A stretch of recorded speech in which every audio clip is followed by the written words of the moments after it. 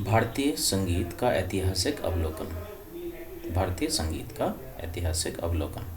भारतीय संगीत के ऐतिहासिक अवलोकन के लिए सर्वप्रथम मानव की उत्पत्ति और इस सृष्टि में व्याप्त उन तत्वों जैसे ध्वनि, स्वर, लय आदि पर ध्यान देना होगा जिनके कारण यह सृष्टि गतिमान है। मानव को ध्वनि एवं लय का एहसास सर्वप्रथम दिल की धड़कन सुनकर एवं इसके पश्चात पत्तों की सरसराहट, मेघों की गर्जना, वर्षा की बूंदों, झरनों से गिरते पानी के निनाद, पक्षियों के कलरव, पशु पक्षियों की आवाज़ आदि से हुआ होगा।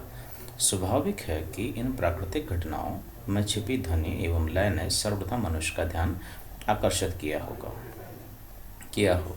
मनुष्य के विविध भाव जैसे प्रसन्नता, दुख, हठ, आक्रोश, शौर्य, ललकार आदि भी मनुष्य के हृदय से स्वभावतः लय, छंद एवं ध्वनि के माध्यम से अभिव्यक्त होते हैं। जिन विविध भावों का मानव ने क्रमशः अनुभव किया, उन रसात्मक अनुभूतियों को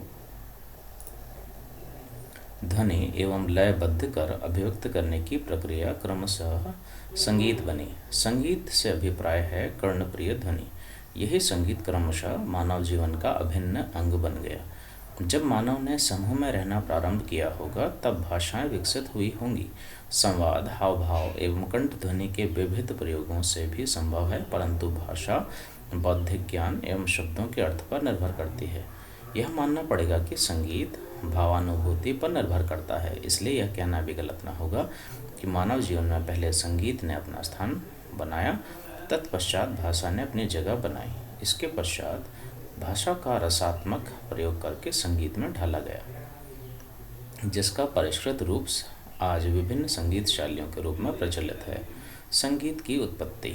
संगीत की उत्पत्ति के संदर्भ में अनेक मतांतर होने पर भी एक बात निश्चित रूप से कही जा सकती है कि गान की सहज प्रवृत्ति होने के कारण गुनगुना सार्थक शब्दों को भी किसी धुन या किसी लय के आश्रय से गाना, किसी धातु या तंतु को वाद्य के रूप में बजाना, मुख मुद्रा, हस्त मुद्रा या पद संचालन से नृत्य के रूप में भावों को अभिव्यक्त करते हुए हाव भाव का प्रयोग करना आदि से ही विकसित प्रयोगों को संगीत की उत्पत्ति का मूलाधार कहा जा सकता है।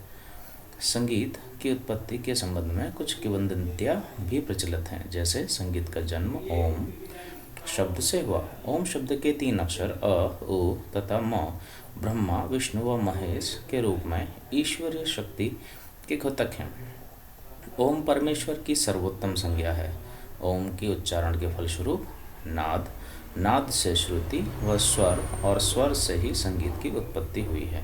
एक कथा के अनुसार हजरत मूसा को एक पत्थर प्राप्त होने का उल्लेख है, जिस पर पानी की धार पड़ने से उसके 7 टुकड़े हो गए और पानी की 7 धाराएं प्रवाहित होने लगी।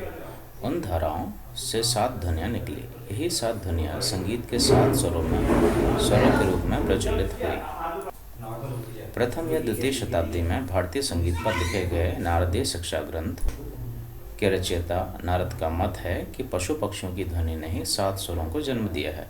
जिस प्रकार ईंट, पत्थर आदि से एक भवन निर्मित होता है, पत्थरों को तराशकर मूर्ति बनाई जाती है, भिन्न रंगों के मिश्रण से चित्र बनता है, उसी प्रकार षडज, ऋषभ, गंधार आदि सप्त स्वरों तथा विलंबित, मध्य व द्रुत आदि लयों के सम्मिश्रण से संगीत विभिन्न रागों, बंदिशों, गीतों व धुनों आदि के रूप में विशेष आकार ग्रहण करता है। सभी रचनाएं विभिन्न विचारों को व्यक्त करते हुए रस व आनंद की अनुभूति कराती हैं। संगीत से गायन, वादन, नृत्य तीनों का बोध होता है। गायन का संबंध कंठ संगीत से है, जबकि वादन का तात्पर्य विभिन्न वाद्यों के माध्यम से प्राप्त ध्वनि से है। हस्त मुद्रा, पद संचालन तथा अभिनय से युक्त अभिव्यक्ति नृत्य से संबंध रखती है। मानव को उल्लासित करने वाला संगीत न केवल मस्तिष्क पर सीधे सकारात्मक प्रभाव डालता है, बल्कि संगीत से अनेक मानसिक रोगों का उपचार किए जाने के दृष्टांत भी हमारे साहित्य में यत्र तत्र उपलब्ध हैं। आधुनिक काल में संगीत चिकित्सा पर विशेष शोध कार्य चल रहे हैं। पशु पक्षी व पेड़ पौधों पर भी संगीत के प्रभाव के सार्थक परिणाम अंकित किए गए हैं। इसके आगे अगले वीडियो में। धन्यवाद।